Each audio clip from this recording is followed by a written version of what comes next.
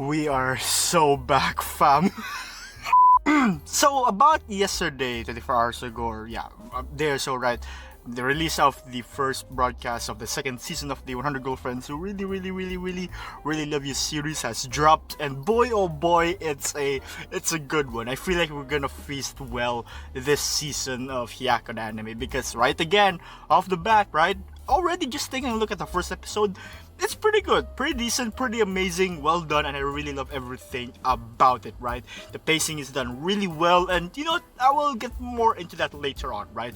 A refresher course takes place in the very first moment of refresher course of what the series is about, right? And to everyone as well who may or may have forgotten about what the series is about in the first place, well, everyone is basically destined to have one soulmate, but our protagonist, Aija Rentaro, is a very particular case because of the magical wonder of a particular Ghibli film and because of a particular god, right, through some events, right, led Rentaro to have 100 soulmates. And as lucky as it may sound, unfortunately, if Rentaro does not fall in love or get together with this particular soulmate, then that soulmate will unfortunately die, right? But not to worry, because our man Rentaro is someone who is filled to the absolute brim with love. He will do everything and whatever it takes to love his partner, to love all of his partners equally and magnanimously. Is that the word I'm trying to use rather? Yeah,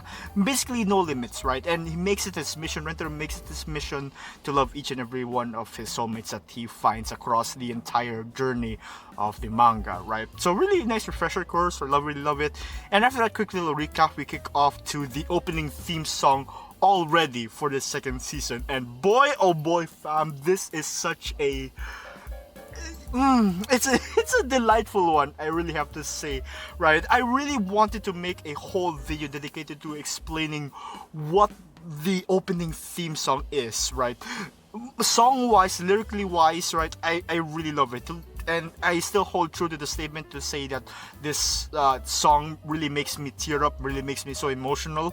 But the whole entire animation of the theme song, fam, it's wild, right? And I really want to just pour out everything I have to say about that in another video, right? But either way, it's a banger opening theme song with, pretty wild but pretty fun as well, Right, now episode 1 of season 2, or episode 13 technically, right? I guess so. Yeah, just basically it's a continuation, right? From where we left off from the last season, and even more so, it's been really explained well throughout this entire series, right? This first episode is entirely houses 2 different plots. First of which is the famous movie, right? That's been used as a reference, whose this particular chapter is named after a movie whose name shall not be named even if it's yours, pun intended. I'm sorry for that. Anyways, yes, so this first half follows the continuation from the manga that picked off from the last season, right, and continuing off right up until this is the last chapter rather of volume 3 of the manga, right? And I really appreciate once again just the entirety of the genius behind the sort of creative direction that Hyakkano would take in turning something that has print or volume or book related material or references into something that's more in a broadcast perspective, right? Case given, right? And this in the manga rather, Hakuri talks about how relationships enter and how do I say this? Ennui phase rather. Sorry, I keep forgetting. Is that one of the emotions from Inside Out 2? I forgot. But yeah, ennui phase, or sort of a dissatisfaction phase right after 3 months. So as Hakuri would, state, right? So in that sort of scene, right, or in the manga, there's a whole fourth wall break element to it that comes out, and how Hakuri would state that in 3 volumes of the manga, or throughout the course of the entire arcs that they have been through in the manga, right, it's sort of equivalent to 3 months, right? Which also kind of slightly underscores the whole perception of how time operates in this manga, right? You know, the whole eternal spring theory. So yeah, that's one thing. But in the anime, right, being of course it's a, you know, video format, right? If they couldn't mention any word of like books or something, right, or print related, they instead utilize the anime's broadcast very cleverly, right? The timeline of when the last episode aired, which was last December 2023. Jesus Christ, 2023, my god. Whew, wow. And then continues off until January, well, this year, January 2025, which is longer than 3 months, right? And so it's a really funny way of interpreting how, you know, just like the passage of time, you know, in the Hyakkano anime universe, right, is sort of like similar with our real time, right? I really appreciate that sort of comedic element to it, right? And actually, there's also even been some cases of which there are real-time happenings or events, such as the what's it called, the Hyakkano Love for Family exhibit, which also happened, right? It's a real event that was sort of featured as well in a couple of chapters in the manga, right? And even more sample, or at least one example that I can think of on the top of my head as well, was the very infamous merch launch chapter, right? That's one. Alright, let's move on to the actual start of this entire plot, right? Which basically, this episode, or this first half of the episode, follows a sort of similar same type of situation where the girls have switched bodies, right? And I absolutely really love how Hyakkano also tried to parody or mimic the iconic opening sequence, from just the shift in the animation direction, and even almost start to parody play that's the opening theme song of name, right? That was so good. I really love it. It kind of caught me off guard, honestly, because in the manga they just sort of try to mimic, parody the opening theme song through like speech bubbles or like onomatopoeias, right? But they've actually done something that is really amazing and really brings it all together to deliver that sort of fourth wall parody pun, right, to, you know, to the Your Name movie. I don't know, just it's something that's really cool. I don't know, I really love it. In any case, the episode actually plays out very nicely, right? I really love the fact that how, as each of the girlfriends introduces themselves, right, as to when they reveal themselves as to who they are in each of their bodies, right? Bits of, or you can hear in the background the instrumental of each of the characters, right? Their personal, instrumental theme songs that we first heard of from when they were introduced to us in their individual or respective promotional video trailers, right, for each of these characters. That's a really nice detail that I really love and really fond of to always hear again, right? Because again, it's also really a really nice way to also kind of pair well with the personalities of each of these girlfriends. And you know what, fam? Speaking of personality, I also really love that, or in hindsight, looking back as to how this order, right, of how the anime would start off, right? In season 1, it ended with, well, just as how you'd expect, when Hahari bought the entire school, right? And, you know, it cuts off to the scene when Rentaro meets all of the girlfriends in the rooftop, right? And this season, right, or to continue off in season 2, we have the girlfriends in this sort of, in this sort of chapter, this sort of situation, right, where they have the opportunity to also showcase each of their different personalities, which also serves as sort of a reminder or a refresher course, especially to our anime-only brothers and sisters out there watching, right, who haven't read onto the manga yet. It will also serve as a reminder to, you know, who each of these characters are, right? Especially knowing about what their personalities are all about. And this sort of chapter kind of really represents well and encapsulates well the entirety of each of these girlfriends. You know what? Another thing that I also didn't thought of right before was that this is an anime adaptation. Of course, movement is involved, right? Animation is involved, duh. But also sound. Aside from the background music, we also get to hear amazing voice performances from these voice actresses who would also play different tones of voice of other characters. Sort of a very nice contrast, which is indeed the very essence of what this entire chapter is about, right? Or this entire first half of the story is about, which is to see the different or a swap personality of each of the girlfriends in different attitudes, right? To see a sort of gap way between them, and they're really absolutely adorable and amazing when it's brought to life through animation, right? For example, it's very nice to hear Asami Seto, who voices the cool beauty Nano, to project a voice that is more flirty, lively, assertive tone that's, very full of emotion, right? Very much like Hakari, because, Hakari possessed the body of Nano, right? So on and so forth. And seeing a very emotional Nano, especially with like a very nice smile and all of these expressions, it's always a win in my book. I love it. Another refresher is to also hear Kaide Hondo who voices the bubbly Hakari, to voice such a very childlike and energetic tone with that of Kusuri, right? And also that Kusuri facial expression that Hakari has, when Kusuri possessed her body. It's really cute. I find it to be super, super cute.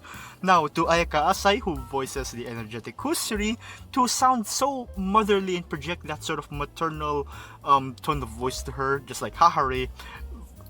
Man, that's a very nice gap that she has to her. Also, given the fact that the whole difference, it's like night and day between the statute of Hahari and the very kid-like body and appearance of Kusuri. I don't know, I really love it. It's cute.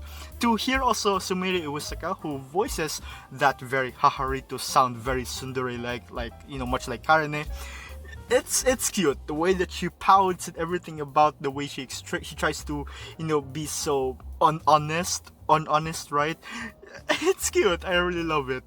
For Miyo Tomita, who voices the tsundere Karene, to be actually very simple, gentle voice, very much like Shizuka. She doesn't say much or anything at all, just very little or just some simple soft sound that she tries to make is absolutely so adorable to hear, and something about it just makes me, it's cute. To also hear Maria Naganawa, who voices Shizuka, to sound so deadpan, very cool, like much like Nano, and to have also these sort of deadpan like voice lines. That gap is really something else. And overall, very cute episode and another win for the Renter family indeed. Alright, we now come into the next half of the episode, where we kick it off with the debut of a new soulmate, the new character that we've all waited for, from Kurumi Haraga, the the peko hungry type of girlfriend character. So this episode plays out very well, from the moment to when Kurumi met Renter for the first time in the cafeteria, to when they went to the garden, right, to have a little talk, to where Kurumi explained herself to Renter as to why she is the way that she is, right? So that part, very nice, very simple, and admittedly they did skip a few things here and there, right? Especially a lot of the bonus story content, but you know what, I'm just gonna let it pass because it's the way that it is, right? And of course, with Kurumi being a middle schooler, or within the middle school division as well, we get to see particular scenes of when she also comes across or walks across hallways, right, where there are other middle school students, and in which case we get to see a miracle, to witness a very quick cameo of two other middle school future soulmates that, my god, everyone went wild to the reactions to seeing their cameos. Really good. I really love it. Amane Shindo, the voice actress playing Kurumi, right, is really truly incredible to express that frustration, that sort of aggressive and irate tone that Kurumi has to her because of of the way Kurumi is, right? Especially in this moment, for example, when she snapped at Rentaro, when Rentaro tried to help her and talk to her, right? Or the time when she yelled out loud, she just screamed at the top of her lungs, and out of frustration, out of how angry she is at her own self, right? That very emotion was really carried very well from how Amane Shindo-san delivered those lines and delivered that that level of just letting loose of how angry she was at, her own self. And yeah, this is something that I really wanted to make a dedicated video about, to explain more about about Kurumi. Well, actually I did, right, from the Tell Me Rindo series that I did years ago, right? But I do plan to make a more palatable one sometime in the future as well, right? Very soon. And so yeah, when it comes down to the to do everything about Kurumi, the tone that she has with when she enjoys food, to her sort of normal tone of voice when she tries to act all, very, I guess, stern is another way to put it, right? Correct me if I'm wrong. And of course, to the way that she acts all tsundere, very tsundere when she falls in love with Rentaro. Everything about the tone of voice is very, very good, and I really love it. For some reason, this is also a very good I guess a good interpretation of how, another form of a tsundere accent or tone would also be projected, or would also be utilized by a character. Because yeah, indeed, Kurumi is also tsundere by nature, right? And I really just love how it hits the spot when she acts that way, Amane Shindo-san did a really good job. And speaking of voice actresses doing a good job, I just really want to say as well that for Sumire Iwasaka, right, who voices Hahari, we didn't get to see many or much of her lines when she is, post Hakari rescue arc, right? When she gets all very, chummy and very Hahari like, right? That we know of today. Sumire Uesaka is absolutely a legend to how she voices the mommy energy of Hahari, right? The whole Mama! Sorry, recreating it is hard because only Sumire Iwasaka can have that sort of tone of voice, and it just feels so right. I love it so much. God bless her. I love it. I really can't wait to hear more of it throughout this series as well, fam. And believe me, there's really more coming to it. And in the end, as Kurumi is introduced to the rest of the Rentaro family as the newest girlfriend, they will now embark on their next arc of the story, which is the Food Fight Festival arc. Something to be really excited to look forward to so much, fam.